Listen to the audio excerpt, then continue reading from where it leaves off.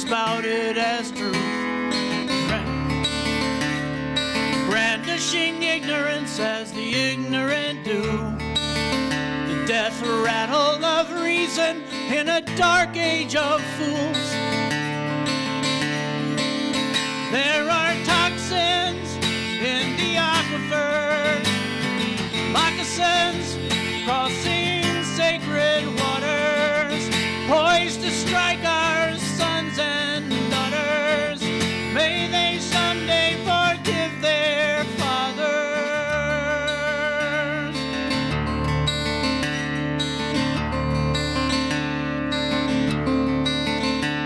When the black snakes come oozing from the tar and the silt, coursing through leaky extrusions we built, bringing rivers of riches to thieves free from guilt. For the rape of a nation they just as soon kill.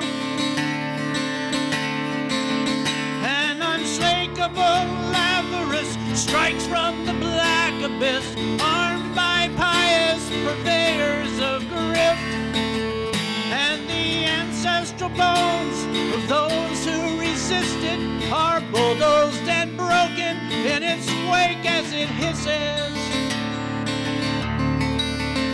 And the servants the serpent has charmed revisit the past on the peaceful unarmed, trespassing on trust of unheeded treaties and driven by lust of the bloated and greedy. There are toxins in the aquifers, moccasins crossing sacred waters, poised to strike our sons and daughters. May they someday forgive their fathers.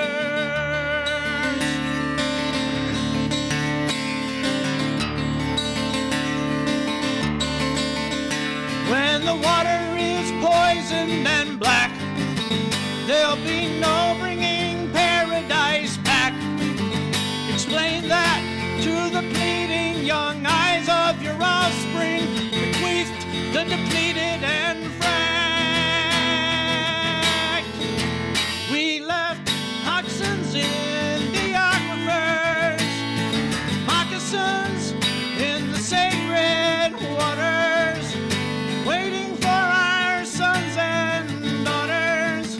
Can they ever forgive their fathers? Toxins in the aquifers, moccasins in the sacred waters, bound to strike our sons and daughters.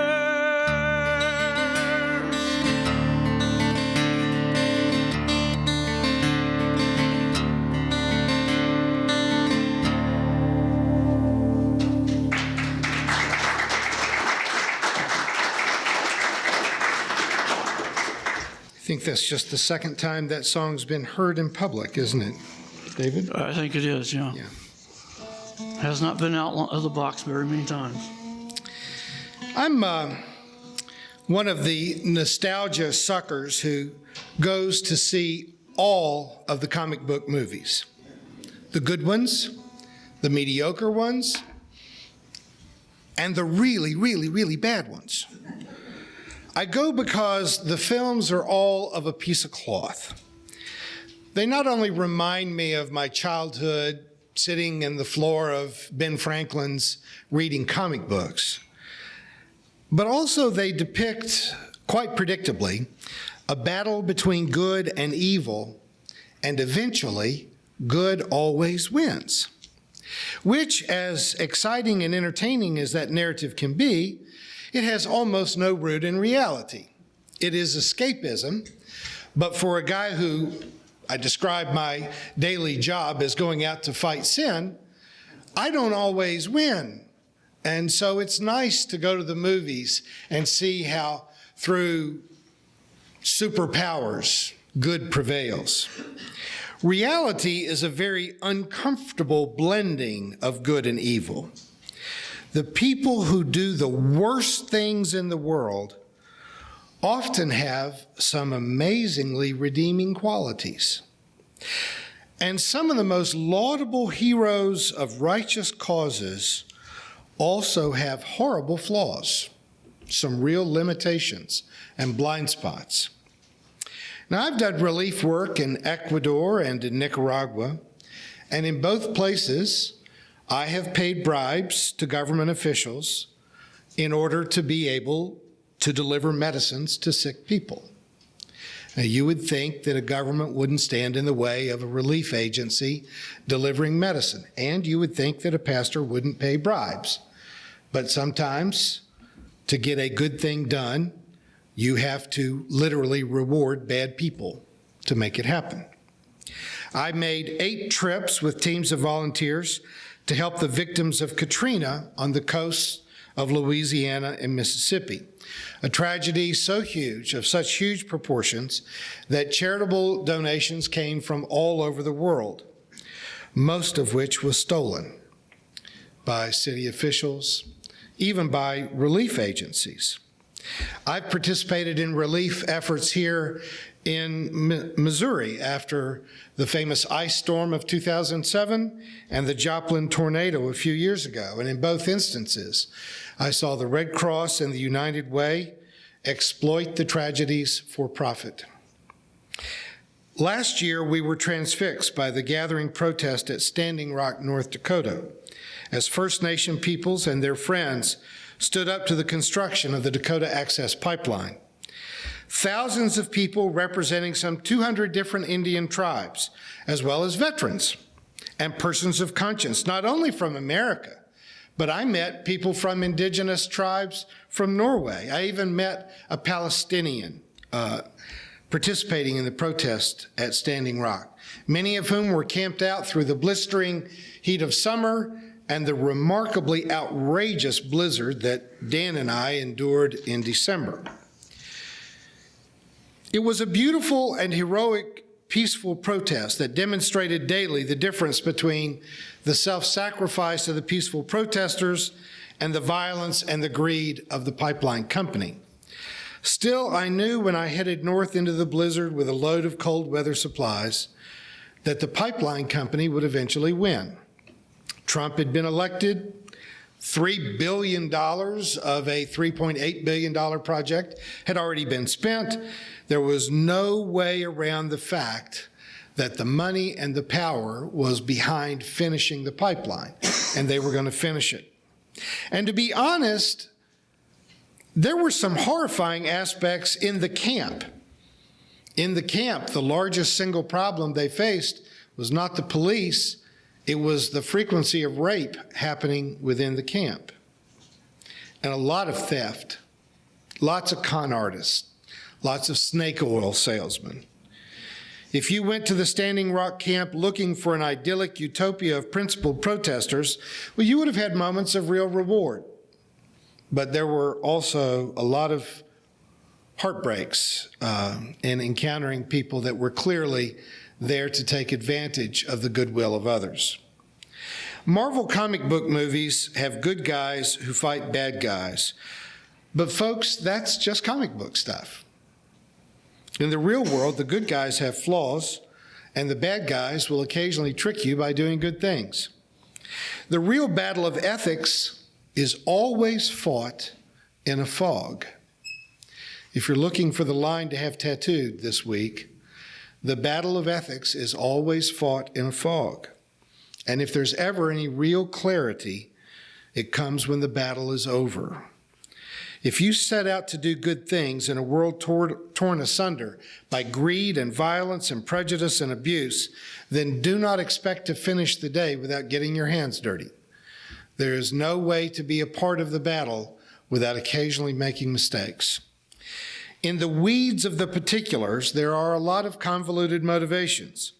Now, when you look at the big picture, that's when it starts to become clear. There were rapists and con artists and lazy beggars among the protesters. But on the other side of the barricades, there was a pipeline company that was willing to put the water supply of millions of people at risk for a very temporary profit. The pipeline was what the Indians called metaphorically the Black Snake, a mythic character that threatened to rise up and eat the earth.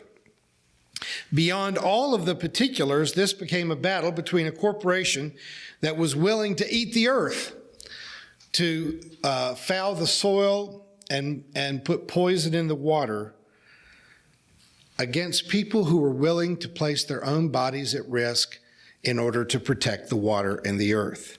Now, that's a noble cause, right? That's the kind of battle that if Marvel was doing a movie about it, the Indians would win and the pipeline would have been destroyed. But in the real world, the Black Snake is there. The pipeline is being finished, and if I'm not mistaken, already pumping toxic crude oil under the Missouri River, near a place where lightning struck a pipeline about 6 years ago and spilled 800,000 gallons of crude oil. So the Indians lost again. Those of us who want to protect the earth, we were defeated. Maybe yes, maybe no. There was a crucifixion, there was a death. During the civil rights movement of the 50s and 60s, Native Americans never managed to get organized enough to have much of a voice. The plight of Black Americans was greatly improved from that time. Prejudice was not left swinging on a scaffold somewhere after the civil rights movement, but there was a lot of progress. But for the Native Americans, almost none. I think there was a victory at Standing Rock, if I may dare to call it a victory. And the victory was that dozens and dozens of tribes actually stopped fighting with each other and worked together in a common cause to protect the water and the earth. And they brought indigenous people from Finland and Holland and Palestine. They brought white people from all over America to sit around sacred fires, to pray and to chant. You should have seen Dan when a grandmother approached him with a smudge pot to get smoke on him to purify him. He wasn't quite sure how that was going to turn out. I've personally been through weirder religious stuff, but it was new for Dan to throw a little sage and tobacco into a sacred fire. But you don't leave an experience like that unchanged. We went to North Dakota to stand with our Sioux sisters and brothers in the face of the Black Snake. And maybe the snake won this battle, but I believe the seeds were planted to win the war. Resurrection doesn't always happen all at once, but I believe that I see the beginning of an Easter sunrise for America's First Nations. DAPL has finished that pipeline, but I'll bet you they won't even try it again. I believe there is a new cooperation, a new awareness, new partnerships in a resurrected Native America. I'm not always right, but on this one, I'm going to say I'm not wrong. I believe that the days of building pipelines to pump crude through waterways has come to an end. And that was a resurrection that took place by decisive action and sacrifice on the part of people that just stopped competing with each other long enough to do the right thing.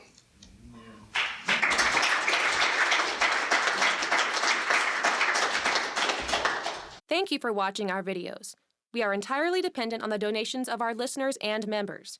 We hope that you find this content to be important enough to help us to keep offering these videos to the public at no charge by becoming a regular contributor. Please click on the donate button on our website at www.spfccc.org. Thank you for your support of progressive religious programming.